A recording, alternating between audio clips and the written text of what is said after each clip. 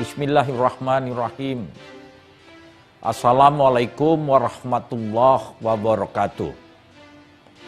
Salam sejahtera bagi kita semua. Om Swastiastu, Namo Buddhaya. Salam kebajikan. Saya Edi Rahmayadi, Gubernur Sumatera Utara, menghimbau kepada seluruh saudara-saudaraku, masyarakat Sumatera Utara yang saya cintai, agar tidak mudik, baik keluar dari Sumatera Utara maupun masuk ke Sumatera Utara. Ini bertujuan untuk memutus mata rantai penyebaran COVID-19. Saya mohon kepada saudara-saudaraku, ini untuk kebaikan kita bersama. Di situasi seperti ini, kita bisa bersilaturahmi dengan keluarga menggunakan video call, sosial media, atau teknologi lainnya. Tidak harus berkunjung ke rumah keluarga. Jadilah pahlawan untuk melindungi diri, keluarga, juga Sumatera Utara yang kita cintai ini. Saat ini, Sumatera Utara sudah meningkatkan status dari siaga darurat bencana non-alam COVID-19 menjadi status tanggap darurat hingga tanggal 29 Mei 2020. Demi keselamatan kesehatan warga Sumatera Utara, kita harus kompak memutuskan rantai penyebaran COVID-19. Mari kita berdoa kepada Tuhan yang Maha Esa, Allah Subhanahu wa Ta'ala.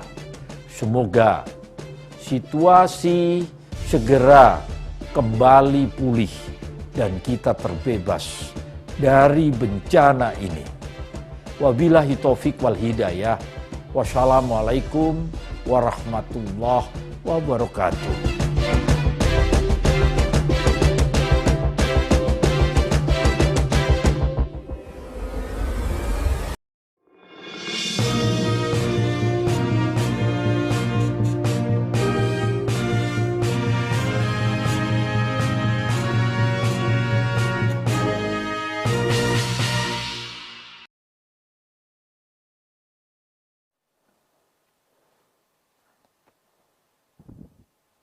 Bismillahirrahmanirrahim.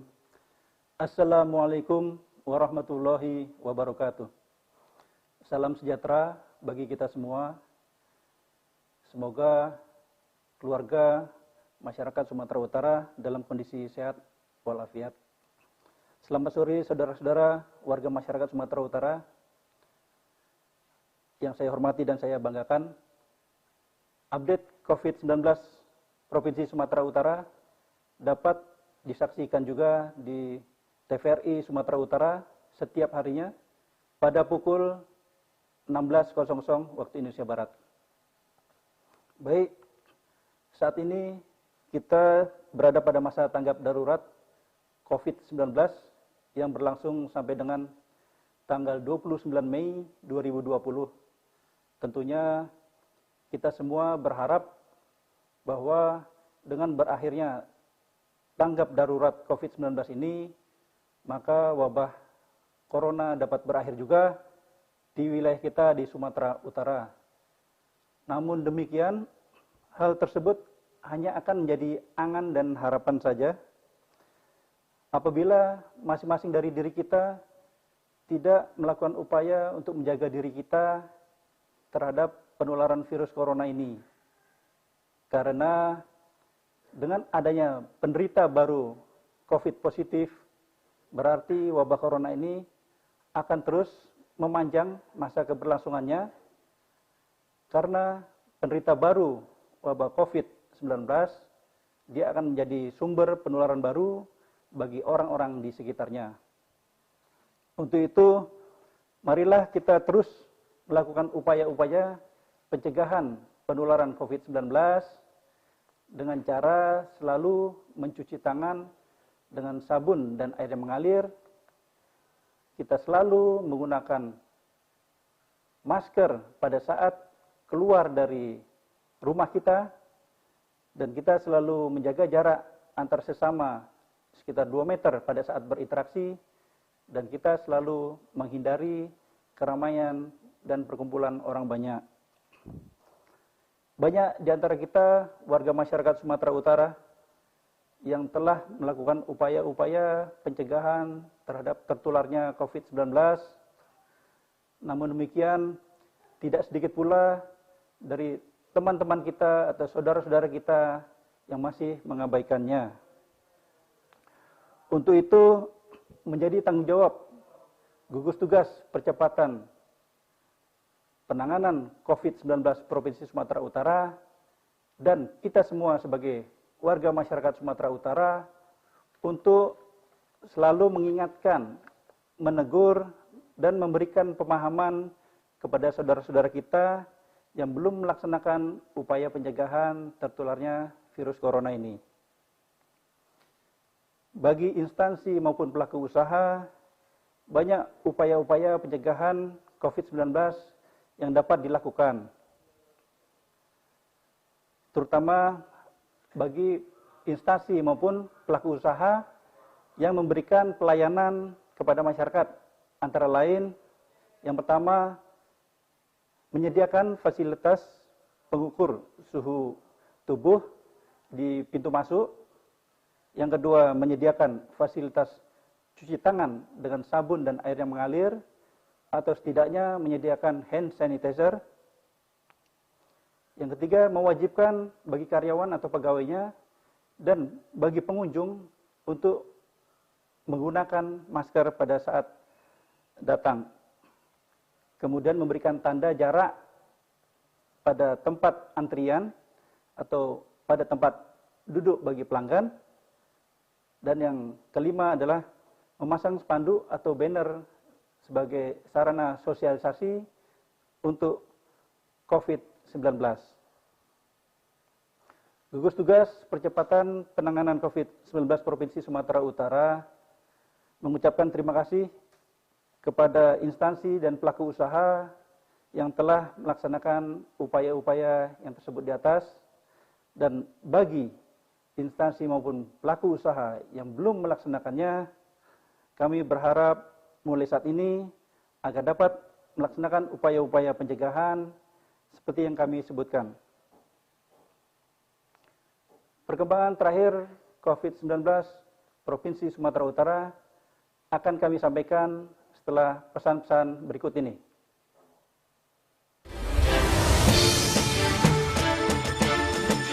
Alur rujukan Rumah Sakit Darurat Rujukan COVID-19, Rumah Sakit Marta Friska dan Rumah Sakit GL Tobing.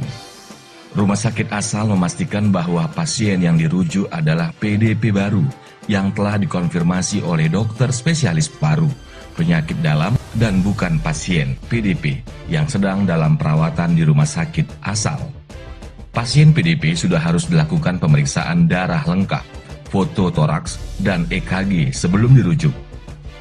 Rumah sakit asal meminta persetujuan kesediaan pasien dirawat di rumah sakit darurat rujukan COVID-19 tanpa didampingi keluarga serta tidak ada jam kunjungan keluarga kecuali pasien anak di bawah 15 tahun. Pasien anak boleh didampingi satu anggota keluarga. Rumah sakit menghubungi hotline Rumah Sakit Darurat rujukan COVID-19 Marta Friska Multatuli 061 414 9666 0813 6213 6822. Hotline Rumah Sakit Darurat rujukan COVID-19 Rumah Sakit JL Tobing 0822 6804 0024. Pasien dikirim dengan menggunakan ambulans rumah sakit asal dengan membawa hasil pemeriksaan.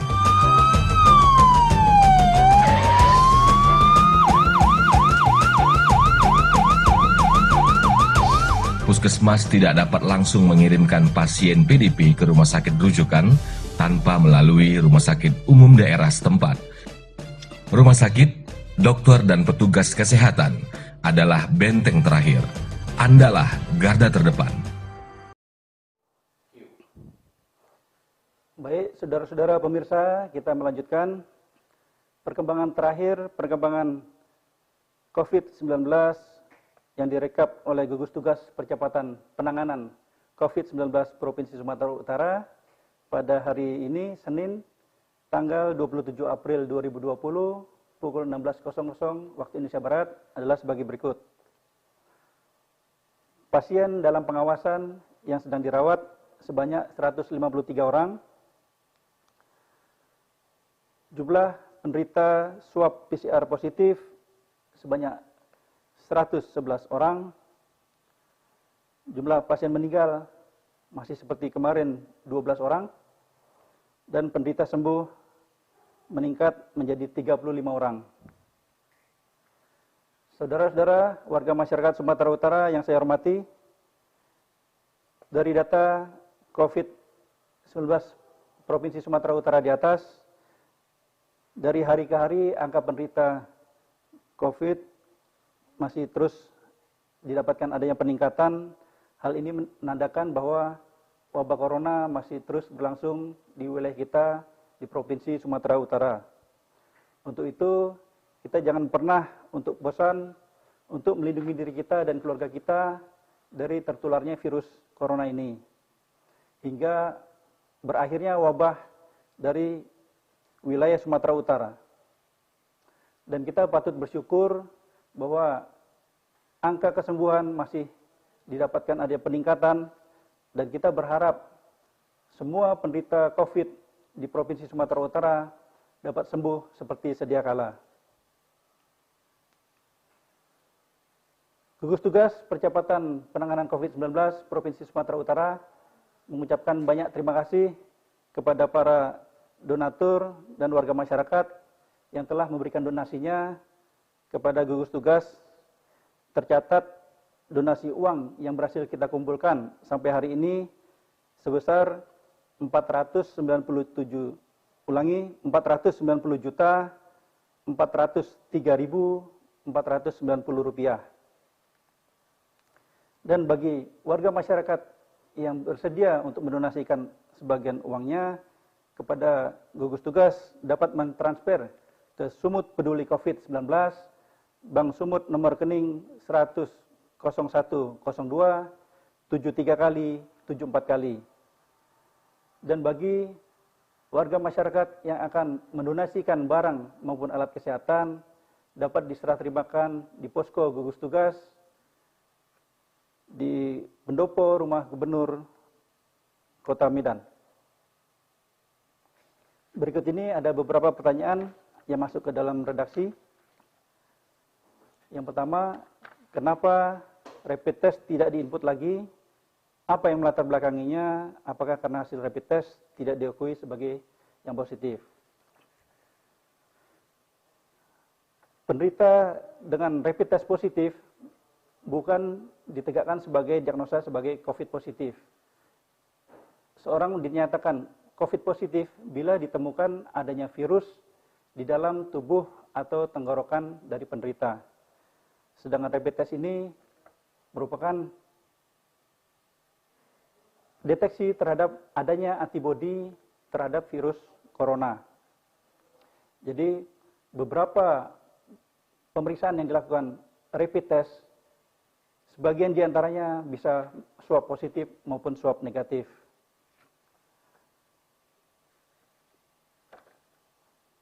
Pertanyaan kedua, berapa lagi pemeriksaan swab yang menunggu hasil dari Litbangkes Jakarta dan berapa spesimen yang sudah diperiksakan di RS USU?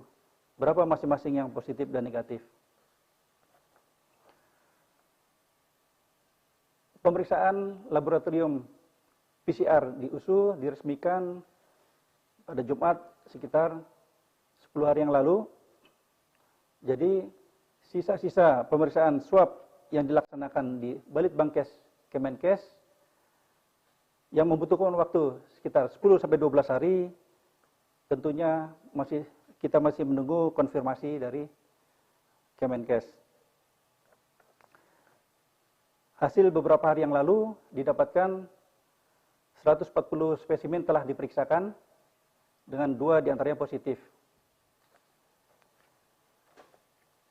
Soal PSBB, banyak yang sudah memintanya khususnya untuk Kota Medan, apakah sama pemudik saja? Sampai sejauh ini PSBB belum diterapkan, belum menjadi kebijakan dari pemerintah Provinsi Sumatera Utara. Namun demikian, inti dari PSBB adalah social distancing, sudah kita laksanakan sejak awal, yakni kita menutup secara parsial pusat-pusat perbelanjaan, kemudian kita meliburkan sekolah-sekolah, dan kita juga meliburkan sebagian pegawai negeri untuk selang-seling masuk di dalam dinas pekerjaannya. Pada saat peresmian laboratorium USU, infonya hasil swab tidak perlu dibawa ke Litbangkes Kemenkes lagi, dan diketahui dalam 4 jam. Mana yang benar ini? Jadi pemeriksaan laboratorium PCR di RSUSU sudah bisa melaksanakan pemeriksaan swab tenggorok untuk menentukan bahwa seseorang itu penderita COVID positif atau negatif. Namun demikian, hasilnya tetap dilaporkan kepada Litbangkes Kemenkes untuk direkap, digabungkan dengan hasil secara nasional. Dan hasil yang didapatkan akan dikembalikan lagi ke Provinsi Sumatera Utara melalui Dinas Kesehatan yang selanjutnya akan didistribusikan kepada masing-masing rumah sakit yang telah melakukan pemeriksaannya.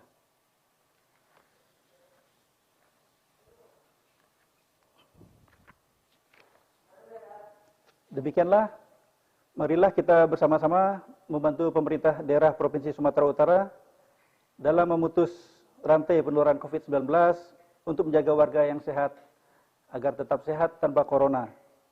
Dan permasalahan wabah COVID-19 di wilayah Sumatera Utara dapat segera berakhir. Semoga Tuhan Yang Maha Kuasa memberikan perlindungan, keselamatan, dan kesehatan kepada kita semua, sehingga kita terlindung selama wabah corona dan wabah COVID-19 ini segera berakhir di wilayah Sumatera Utara. Wassalamualaikum warahmatullahi wabarakatuh. Sumut lawan COVID-19, bersama kita bisa. Horas!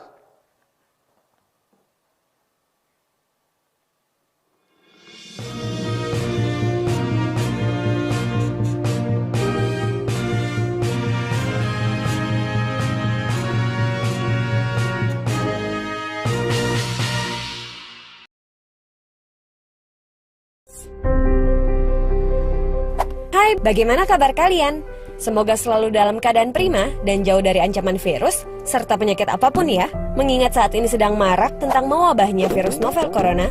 Virus novel corona menyebabkan wabah pneumonia di kota Wuhan, Tiongkok pada Desember 2019 dan menyebar ke negara lainnya hingga kini. Penyebab infeksi virus corona tersebut antara lain percikan air liur pengidap, bisa dari batuk dan bersin, menyentuh tangan atau wajah orang yang terinfeksi, menyentuh mata, hidung, atau mulut setelah memegang barang yang terkena percikan air liur pengidap virus corona. Gejala yang timbul bila terjangkit virus novel corona bisa beragam, bergantung pada jenis corona yang menyerang dan seberapa serius infeksi yang terjadi. Berikut beberapa gejala virus corona yang terbilang ringan: hidung beringus, sakit kepala, batuk, sakit tenggorokan, demam, merasa tidak enak badan. Hal yang perlu ditegaskan, beberapa virus corona dapat menyebabkan gejala yang lebih parah. Infeksinya dapat berubah menjadi bronkitis dan pneumonia, yang menyebabkan gejala seperti demam yang mungkin cukup tinggi bila pasien mengidap pneumonia, batuk dengan lendir, nyeri dada atau sesak saat bernapas. Infeksi bisa semakin parah bila menyerang kelompok individu tertentu. Contohnya, orang dengan penyakit jantung atau paru-paru, orang dengan sistem kekebalan yang lemah. Hingga saat ini, belum ada vaksin yang dapat mencegah virus corona. Maka dari itu, langkah terbaik adalah mencegah penyebaran virus tersebut, yaitu menghindari berpergian ke Cina, menggunakan masker saat beraktivitas di luar ruangan, terutama bila kamu beraktivitas di tempat umum, Rutin mencuci tangan dengan air dan sabun atau hand sanitizer yang mengandung alkohol. Tutup mulut dan hidung saat kamu batuk atau bersin. Jangan menyentuh mata, mulut, dan hidung sebelum mencuci tangan. Hindari berdekatan dengan orang yang sedang sakit. Jaga kebersihan benda yang sering disentuh dan kebersihan lingkungan. Semoga kita terhindar dari virus ini dan segala penyakit lainnya ya.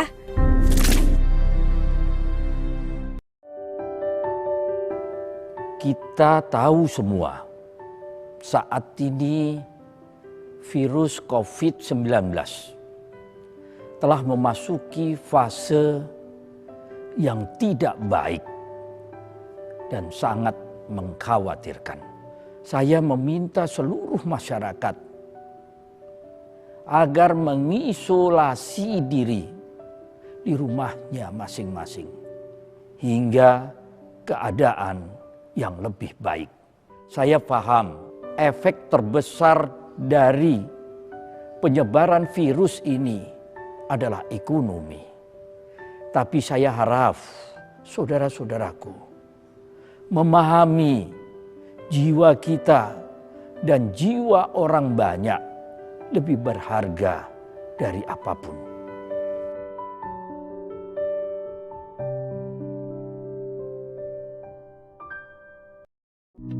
Wabah virus corona bisa kita hindari bila mereka yang terkena penyakit ini melakukan isolasi diri.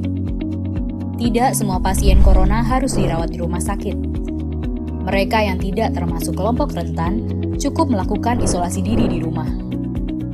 Protokol isolasi diri sendiri dalam penanganan COVID-19. Mengapa orang yang diduga tertular COVID-19 diisolasi setidaknya 14 hari? Gejala COVID-19 biasanya muncul dalam rentang 1-14 hari berupa batuk, demam, atau sesak nafas.